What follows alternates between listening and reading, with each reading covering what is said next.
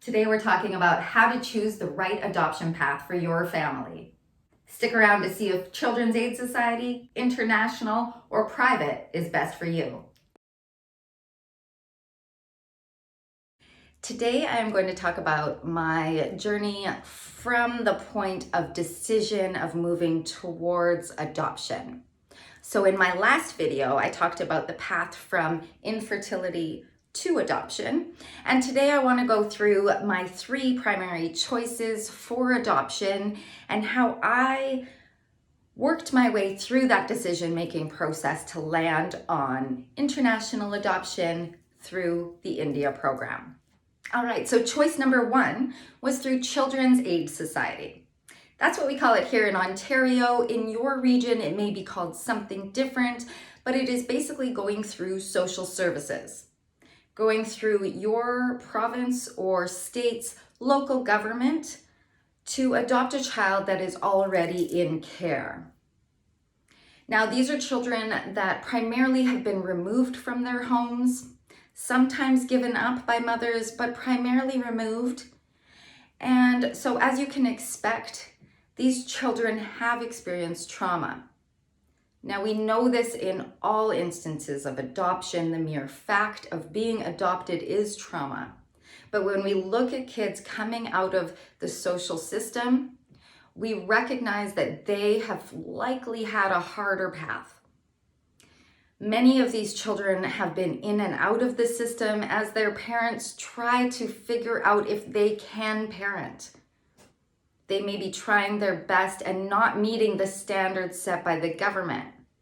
That's a whole other conversation of whether or not those standards are appropriate or if our government is doing what they should to keep children in their family homes rather than removing them and adopting them out, as we know that this in itself is trauma. That's another note. When I came at Children's Aid Society, I actually believed that I was a perfect candidate for them. I come from poverty and I recognize what that world looks like. Many of my family and my friends have had their children removed. I have been the person to show up and take care of those children on many, many occasions. I know the effects of intergenerational trauma as I've seen it firsthand in my family. And I've seen it in the families of the people that I love and am close to. It has a huge, huge impact here in Canada and around the world, really. Okay, so Children's Aid Society. Number 1, we recognize that the kiddos are coming with trauma, with experience, with life experience. They also have a biological family that hopefully will stay engaged with them. This can scare away many adoptive parents, but I hope that as you do more learning, you recognize the importance of this relationship. That if we can maintain those connections for our children will be better off. And so we want that. Now, of course, this is recognizing that there are some instances in which parents will never have a relationship with their children. That whether due to addictions or mental health or intergenerational trauma or who knows what else, that they are not a safe place for their children. But if they are, if this is a relationship that can be managed and worked with between the adoptive family and the birth family, then that's what we want. That's what's best for our children.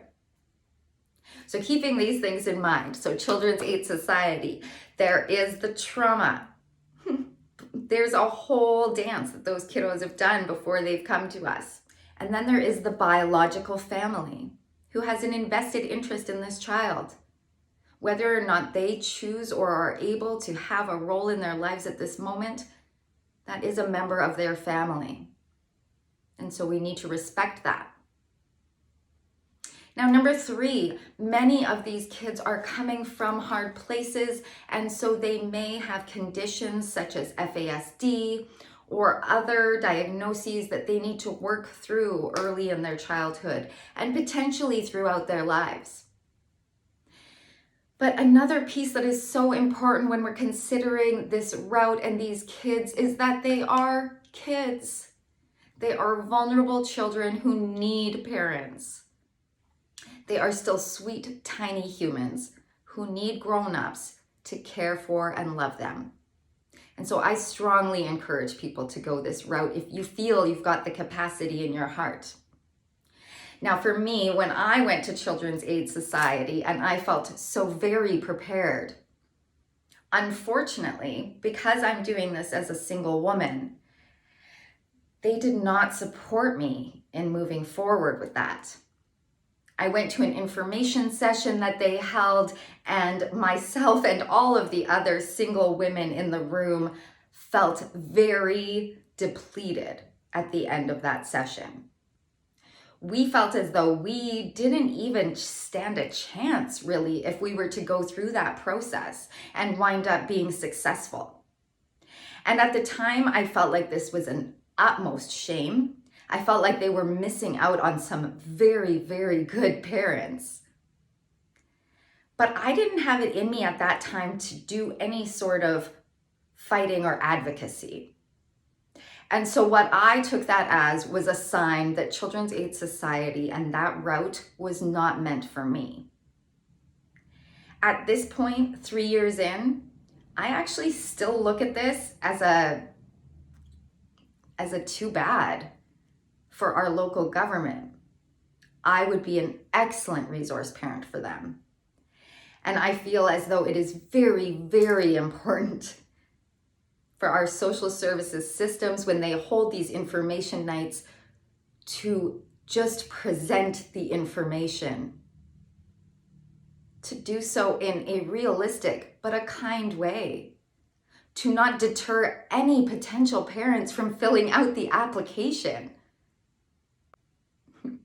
So if you're listening, gatekeeper woman,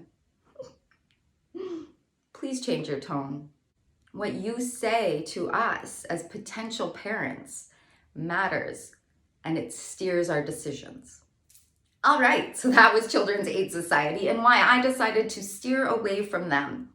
It was not because my heart wasn't in it, it certainly was. And so if your heart is there, please do more research and look into this avenue.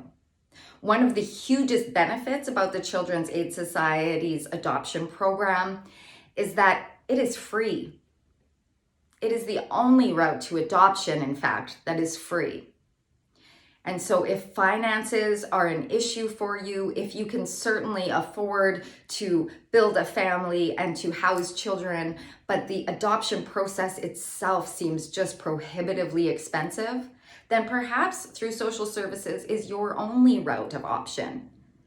And it is a good, solid route. There are many beautiful humans requiring forever homes.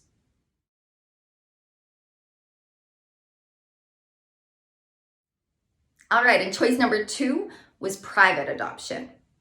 Now, for me personally, I had already gone through this infertility path. It had taken me years. I knew that I wanted to be a mother, and so I really wanted a certain path at this point. So for me, private adoption was not an option. Based in Canada, which I am always only speaking about from my perspective, which is a Canadian woman doing this as a single applicant, private adoption just wasn't for me because there was no guarantee.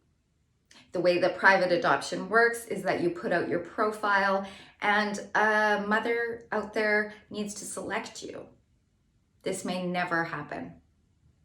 This was another route that when I started to go down it, all information pointed to it may be difficult as a single woman to be presented for a match, let alone chosen for one. And for that reason alone, I immediately ruled it out. As much as I, at that time, was very interested in a baby, and I felt like private adoption was really the only route to a baby, I let that go. Because what I ultimately want is to provide a safe and loving home to children who require it. And so that was a shift in thinking for me, and perhaps that will happen for you as well. And I hope that it will, because there are already so many beautiful, sweet, deserving children out there just waiting for you.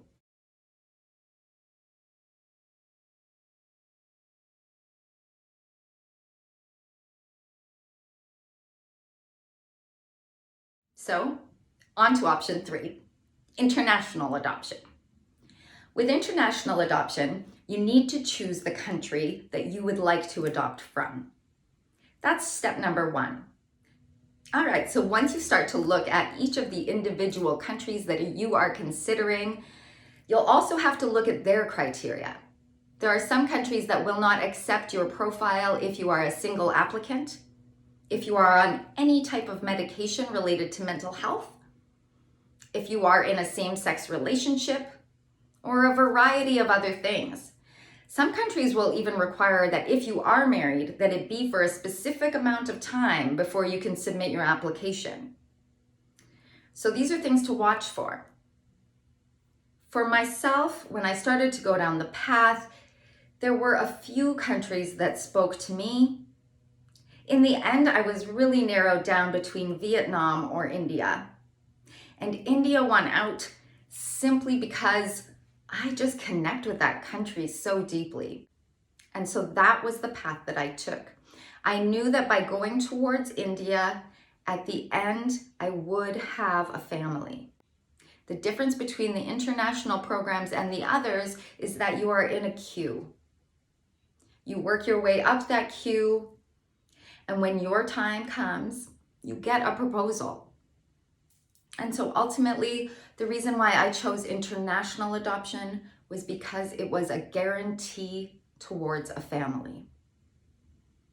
At this stage in my life, I really wanted to know that at the end of the day, I was going to be able to provide a loving, safe home for children. I want to be a mother. It is a goal of mine, and this was the way that I knew that I could make that happen. That I could reach my goal and provide a loving home for these kids. So that's the path I chose. Now, India is not cheap either. According to Canadian standards, it's about $45,000. That includes all of your paperwork and your travel. Again, we don't like to say that that's how much our kids cost, because it is not the cost for the child. This is the cost for the process. There's a lot of people involved, there's a lot of government involved, and there's a lot of paperwork involved. And all of that is time and money. But our kids are worth it.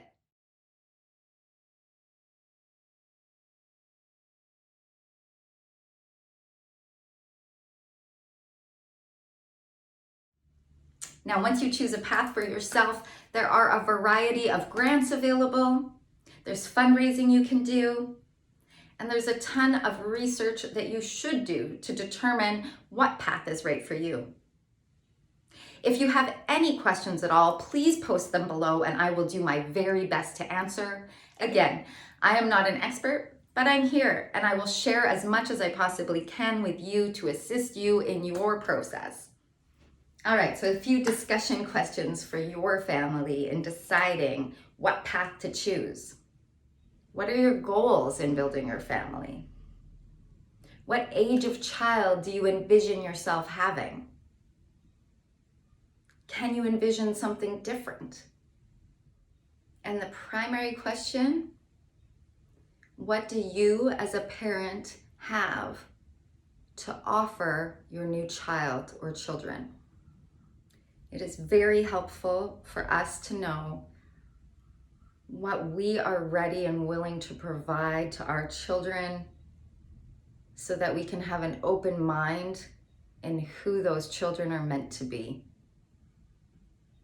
Thank you for being here.